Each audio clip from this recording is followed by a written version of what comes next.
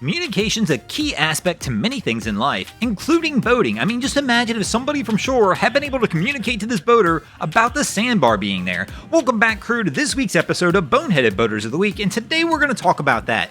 Communication out on the water and how important it is. I mean, just imagine the same thing in this situation here. If somebody would have had a way to alert this boater that his anchor line was still out before he took off, we probably would have found them in a completely different situation than where we see them at right here. But for whatever reason, the boater took off, nobody tried to warn him, and now, well, we found ourselves in a little bit of trouble. Communication can happen in many different ways on the water. Of course, one of the most common ways people think about is going to be commercial mariners using radios to tell each other commands and things to do out on the water.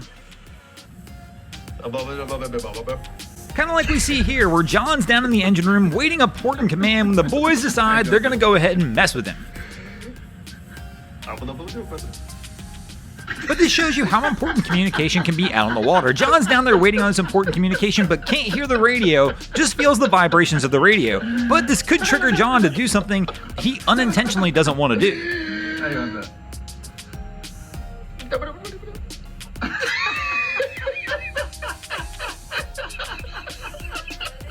Now, there are many ways to communicate out on the water, and a radio is just one, and is not just for commercial mariners. And one of the biggest mistakes we see out on the water, in fact, is people who are not communicating. Most situations we see, especially where we see people doing dumb things on the water, is because a captain has not communicated to the people on that boat that they should not be doing it.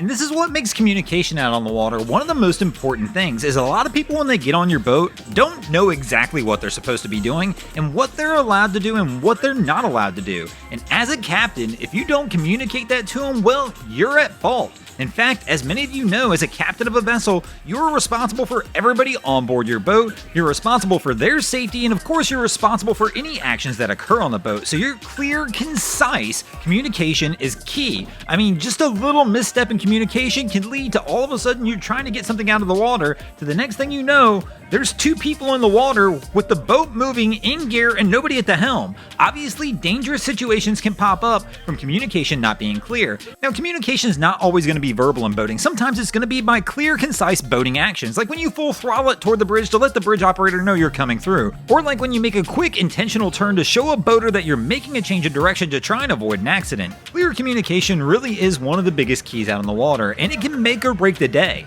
Poor communication can lead to horrible decisions that, well, can turn into really bad situations. But even in a bad situation, if communication gets rectified, you guys can find ways to band together, find a solution, and get the situation solved. Kind of like we'll see in this situation here. This is a pretty rough one, and a high-stress situation where communication easily can break down extremely fast. But in this situation, this crew winds up working together, talking their way through it and finding a way to save this truck, which is not a very common thing. Most of the time when we see these situations unfold, this truck winds up at the bottom of the lake. But as we'll see here, this crew was able to talk their way through it, they're able to get a strap on another vehicle and get this one pulled out. Now, when you really think about a lot of the bad situations that occur on the water, if you're a boater, look back at any situation you've been in where things might have started to go wrong. Maybe somebody was standing in the vessel and you hit the throttle. Maybe you had a close encounter where you almost collided with another boat. Most of these situations probably could have been resolved with some sort of communication that just did not happen. So for example, you have a close call with a vessel, maybe a near collision incident. Really think back. Did you sound the horn? Did you make a clear, broad, decisive, large turn, or something to indicate your exact intentions of what you were going to do on the water? And the reality is it probably didn't happen, and if it did, it happened too late.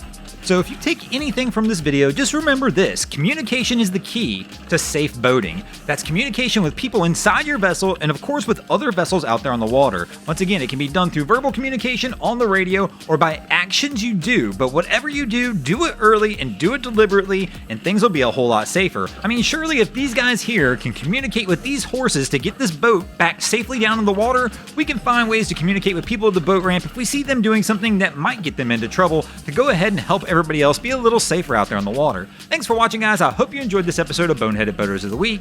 If you ever see anything crazy happening on your waterways, be sure to hit us up on Facebook or Instagram and let us know, and you might see your story over here. Labrador Charters Wrightsville Beach, AJ Phillips, Alex Suckup, Allison Savant, Ben O'Connor, Brian WH, Cutbridge Craziness, Hugo Vega, Philip Harris, Scotty Meeks, and Spencer Hammonds did this week. And if you guys haven't already, go ahead and drop an anchor on the subscribe button here. If not, we're coming to steal your drain plug.